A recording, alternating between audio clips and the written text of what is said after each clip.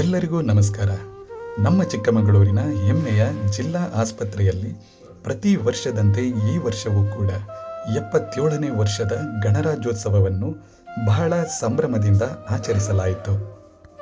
ಸ್ವಾತಂತ್ರ್ಯದ ನಂತರ ಭಾರತಕ್ಕೆ ತನ್ನದೇ ಆದ ಸಂವಿಧಾನವನ್ನು ಹೊಂದಬೇಕೆಂದು ಅಂದಿನ ರಾಷ್ಟ್ರಪತಿಗಳಾಗಿದ್ದ ಡಾಕ್ಟರ್ ರಾಜೇಂದ್ರ ಪ್ರಸಾದ್ ಅವರ ಅಧ್ಯಕ್ಷತೆಯಲ್ಲಿ 1947 ಆಗಸ್ಟ್ 28ರಂದು ಒಂದು ಕಮಿಟಿಯನ್ನು ನಿರ್ಮಾಣ ಮಾಡಲಾಯಿತು. ಡಾಕ್ಟರ್ BR ಅಂಬೇಡ್ಕರ್ ಹಾಗೂ ಮತ್ತಿತರರನ್ನು ಒಳಗೊಂಡಿದ್ದ ಈ ಕಮಿಟಿ 1950 ಜನವರಿ 26ರಂದು ಪ್ರಪಂಚದಲ್ಲಿಯೇ ಅತ್ಯಂತ ವಿಶಾಲವಾದ ಮತ್ತು ವಿಸ್ತರಿಸಲ್ಪಟ್ಟ ಸಂವಿಧಾನವನ್ನು ಮಂಡಿಸಿತು.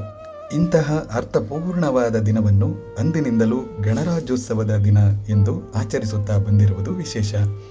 ಕಾರ್ಯಕ್ರಮದಲ್ಲಿ ಧ್ವಜಾರೋಹಣ ಮಾಡಿದ ಚಿಕ್ಕಮಗಳೂರಿನ ವೈದ್ಯಕೀಯ ವಿಜ್ಞಾನಗಳ ಸಂಸ್ಥೆಯ ಡೀನ್ ಹಾಗೂ ಡೈರೆಕ್ಟರ್ ಆದ ಡಾಕ್ಟರ್ ಹರೀಶ್ ಸರ್ ಅವರು ಮಾತನಾಡಿ, ಆಸ್ಪತ್ರೆಗೆ ಬರುವ ರೋಗಿಗಳಿಗೆ ಎಲ್ಲ ಅಧಿಕಾರಿಗಳು ಮತ್ತು ಇತರ ನೌಕರರು ಪಾರದರ್ಶಕ ಮತ್ತು ನಿಷ್ಠೆಯಿಂದ ಸೇವೆ ಸಲ್ಲಿಸುತ್ತಿದ್ದೀರಿ.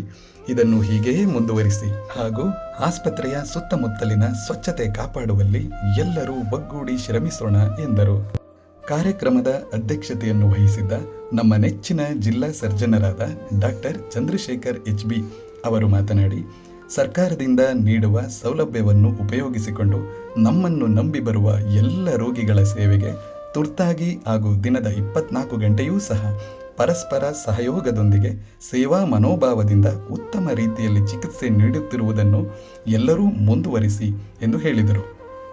ಕಾರ್ಯಕ್ರಮದಲ್ಲಿ ಹೆಚ್ಚುವರಿ ಜಿಲ್ಲಾ ಸರ್ಜನರಾದ ಡಾಕ್ಟರ್ ಚಂದ್ರಶೇಖರ್ ಸಾಲಿಮಠ್ ಸರ್, ನಿವಾಸಿ ವೈದ್ಯಾಧಿಕಾರಿಗಳಾದ ಡಾಕ್ಟರ್ ಕಲ್ಪನಾ ಮೇಡಮ್ ಹಾಗೂ ಮೇಟ್ರನ್ ಆದಂತಹ ವರಮಹಾಲಕ್ಷ್ಮಿ ಮೇಡಮ್ ಅವರು ಹಾಜರಿದ್ದರು.